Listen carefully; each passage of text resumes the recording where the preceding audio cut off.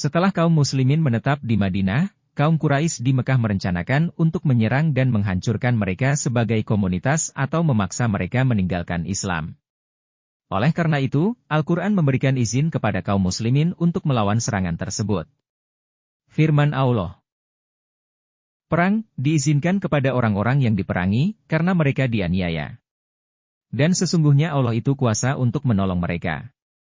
Yaitu, orang-orang yang diusir dari rumah mereka tanpa alasan yang benar, kecuali hanya karena mereka berkata, Tuhan kami ialah Allah.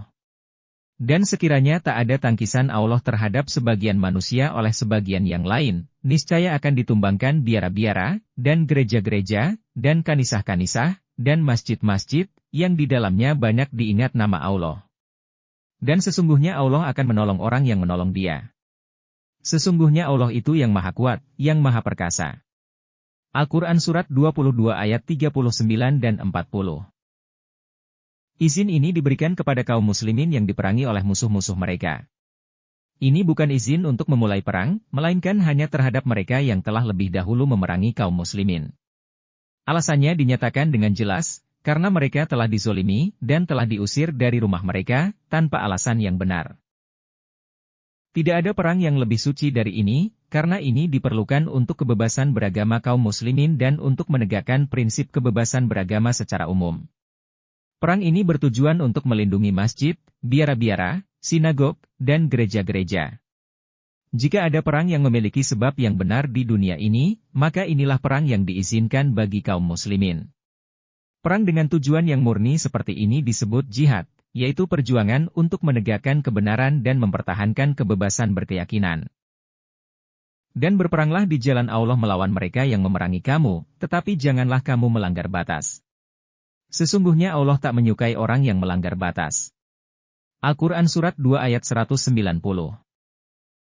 Ayat ini dengan jelas menetapkan bahwa kaum muslimin tidak boleh menjadi pihak yang pertama menyerang.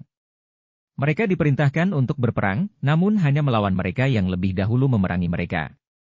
Agresi dilarang secara tegas. Perang yang dilakukan dalam rangka mempertahankan diri disebut berperang di jalan Allah, fisabilillah, karena mempertahankan diri merupakan tujuan yang paling mulia dan adil. Kaum muslimin tidak berperang untuk memaksakan Islam kepada orang lain, justru mereka diperangi oleh musuh-musuh mereka yang ingin memaksa mereka meninggalkan Islam. Al-Quran menyatakan, dan mereka tak akan berhenti memerangi kamu sampai mereka membalikkan kamu dari agama kamu, jika mereka dapat. Al-Quran Surat 2 ayat 217. Ada anggapan bahwa di akhir kehidupan Nabi Muhammad, aturan perang hanya dalam rangka membela diri telah dihapus oleh wahyu-wahyu dalam surat At-Taubah, surat ke-9, dan kaum muslimin diperintahkan untuk menyerang semua non-muslim dimanapun mereka berada. Pandangan ini sepenuhnya salah. Faktanya, dalam surat At-Taubah, kaum muslimin hanya diperbolehkan membatalkan perjanjian damai dengan mereka yang telah melanggar perjanjian tersebut. Ditegaskan bahwa mereka yang tidak melanggar perjanjian harus tetap diperlakukan dengan adil. Terkecuali kaum musyrik yang membuat perjanjian dengan kamu, lalu mereka tak merugikan kamu sedikit pun, dan tak membantu siapa-siapa untuk melawan kamu, maka penuhilah perjanjian mereka sampai habis batas waktu mereka. Sesungguhnya Allah itu suka kepada orang yang menetapi kewajiban. Al-Quran Surat 9 ayat 4. Orang-orang yang diperangi dijelaskan dalam ayat berikut. Mengapa kamu tak mau memerangi kaum yang melanggar sumpah mereka dan bermaksud mengusir utusan, dan mereka mendahului menyerang kamu? Al-Quran Surat 9 ayat 13. Meskipun kaum muslimin diizinkan untuk berperang melawan musuh-musuh mereka, Nabi Muhammad tetap diperintahkan dalam Al-Quran untuk menerima perdamaian jika musuh menghendakinya, bahkan di tengah perang. Apabila mereka condong ke arah perdamaian, engkau juga harus condong ke arah itu, dan bertawakallah kepada Allah. Sesungguhnya Dia itu yang maha mendengar, yang maha tahu. Dan apabila mereka bermaksud hendak menipu engkau, maka sesungguhnya Allah itu sudah cukup bagi engkau. Al-Quran Surat 8 ayat 61 dan 62. Perdamaian dianjurkan meskipun ada keraguan terhadap ketulusan musuh. Nabi Muhammad begitu bersedia untuk berdamai sehingga kapanpun musuh menunjukkan sedikit niat untuk berdamai, beliau segera menerimanya, seperti yang terjadi dalam perjanjian Hudaibiyah. Ayat-ayat berikut, yang diturunkan sebelum penaklukan Mekah, secara tegas menjelaskan mengapa kaum muslimin berperang dan terhadap siapa mereka diperbolehkan berperang.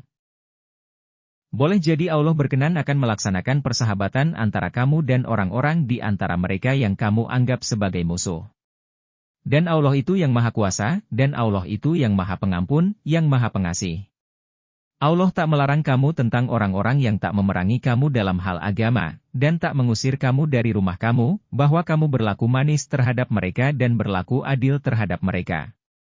Sesungguhnya Allah mencintai orang-orang yang berlaku adil. Allah hanya melarang kamu tentang orang-orang yang memerangi kamu dalam hal agama, dan mengusir kamu dari rumah-rumah kamu, dan membantu orang lain dalam pengusiran kamu bahwa kamu bersahabat dengan mereka, dan barang siapa bersahabat dengan mereka, mereka adalah orang yang zolim.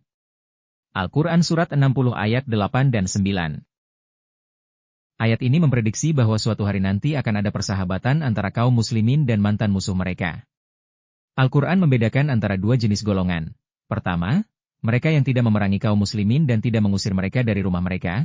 Terhadap orang-orang ini, kaum muslimin diperintahkan untuk bersikap baik dan adil.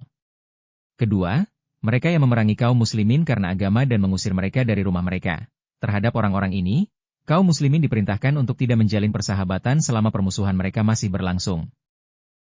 Kesimpulan. Dari pembahasan ini, jelas bahwa jihad dalam Islam bukanlah tindakan agresi, melainkan bentuk perjuangan untuk mempertahankan hak beribadah dan kebebasan beragama.